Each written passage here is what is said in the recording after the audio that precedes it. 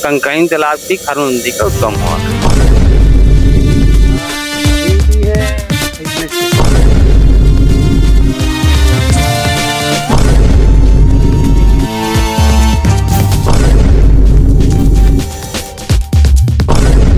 MKS studio news channel में आपका स्वागत है।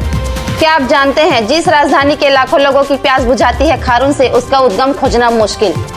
Yogesh Kumar Sahu special story, editor and chief की रिपोर्ट।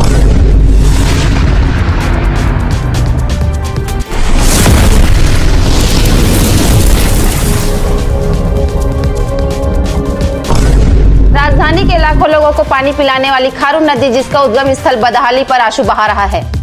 खर खर बहने की आवाज से इस नदी का नाम पड़ा, जो बालोद जिले के गुरूर ब्लॉक के एक गांव पेटेचुआ से शुरुआत होती है। हमने इसकी पड़ताल की तो समझ आया कि यह तो अब सूखने के कगार पर है। हाँ, लेकिन जिस तालाब से यह उद्गम होता है वो आज तक नहीं सूखा। बड़े बुजुर्ग बताते हैं, हम नहीं जानते कि आखिर इसकी गहराई कितनी है। MKS स्टूडियो की पड़ताल में कई सच सामने आए हैं, जो यह बताते हैं कि खारून का अस्तित्व क्या था और क्या हो गया।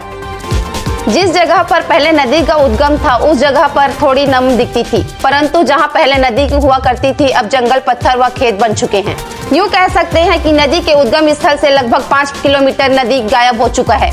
हम जब उद्गम स्थल की तलाश में पहुंचे तो वहां बुजुर्गों ने बताया कि इस गांव में लंबे समय से खारून के उद्गम स्थल के रूप में एक तालाब बना हुआ है, जो कभी नहीं सूखता, और यहाँ खारून नदी की शुरुआत हुई थी। पहले तो यह जगह हमेशा पानी से लबालब भरा रहता था। आपको बता दें कि खारून नदी लगभग 200 गांव की प्यास बुझाते हुए राजधानी तक पहुंचती है, परंतु इसका सोर्स पॉइंट अब सूख चुका है।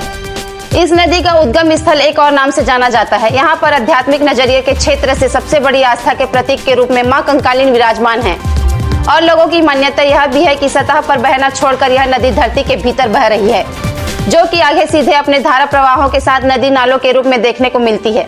खारून नदी मात्र नदी नहीं, बल्कि इसका आध्यात्मिक स्वरूप भी है। खारून नाम का कोई अर्थ तो नहीं, लेकिन वहाँ के रहने वाले लोग पूर्वज बताते हैं, पहले पानी के झरने से खर खर की आवाज आती थी, इसलिए इसका नाम खारून रख दिया गया। मिट गया निशान। पहले गुरूर तहसील के पेटेचुआ के पहाड़ी में मैदान खारून नदी निकलती थी, जिसके बाद एक तालाब में यह भरता था और एक सकरी नाले के कंकालीन मंदिर तक पहुंच जाता था, जिसके बाद वही नदी के शुरुआत होता था। लेकिन समय के साथ साथ उद्गम मैदान, पास के लगा हुआ तालाब, पहाड़ी मंदिर और इसे लगा हुआ 5 किलोमीटर का क्षेत्र पूरी तरह से सूख चुका है। ग्रामीणों ने बताया, इसके रास्ते एक दौरादे नाम का झरना था, जो पहले दिसंबर तक बहता था, लेकिन यहाँ अब तो झरना लगभग गायब हो गया है। आगे देखिए video MKS studio news channel में। मैं बता रहा हूँ और सुना उसको ही बताऊँ, है नहीं।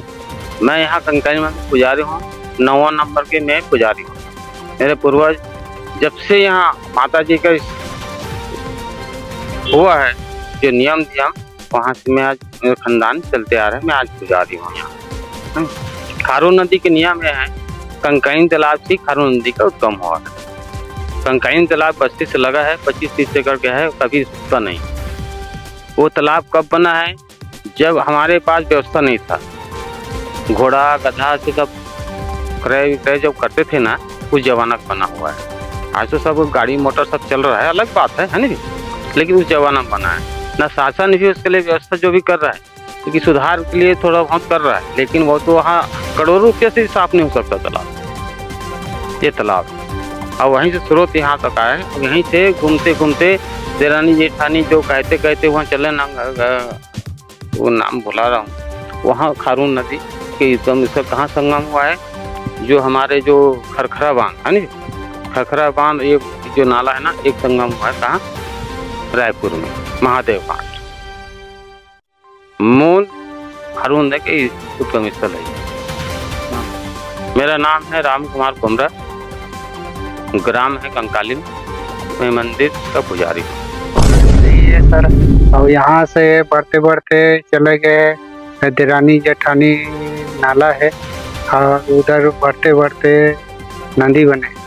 हाँ, रायपुर जो जाता है महादेव घाट, वहाँ जाता है पानी है।